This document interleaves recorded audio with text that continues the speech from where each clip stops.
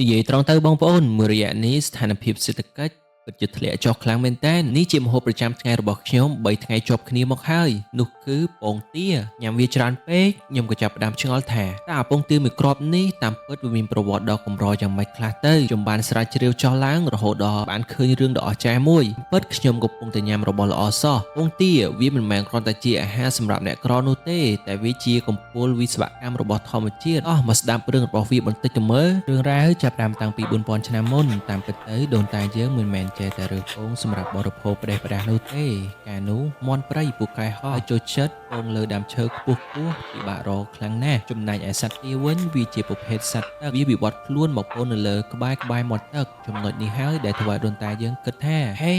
ឡើងលើដើមឈើធ្វើអីនាំតែហត់តាបើរបស់ free នៅដីមានសោះហ្នឹងនេះជាការចាប់ផ្ដើមនៃ fast food ដំបូងបំផុតរបស់មនុស្សជាតិប៉ុន្តែអ្វីដែលធ្វើឲ្យពងទាពិសេសដាច់គេគឺរបបអាហាររបស់វានៅអាស៊ីយើងទាមិនមែនជាសត្វចិញ្ចឹមទេតែវាជាវិស្វករកសិកម្មពួកវាស៊ីខ្យងនិងសត្វល្អិតក្នុងស្រែដែលជាប្រភពប្រូតេអ៊ីនធម្មជាតិដោយសារតែវាស៊ីសត្វល្អិតនិងត្រីតូចៗនេះហើយទើបពងទាមានផ្ទុកOmega 3 និងវីតាមីន B12 ខ្ពស់ជាងពងមាន់ដល់ទៅ3ដងនិយាយឲ្យស្រួលស្ដាប់ពងមាន់ស៊ីចំណីរោងចក្រឯពងទាស៊ីសុទ្ធតែអាហារបំពន់ធម្មជាតិ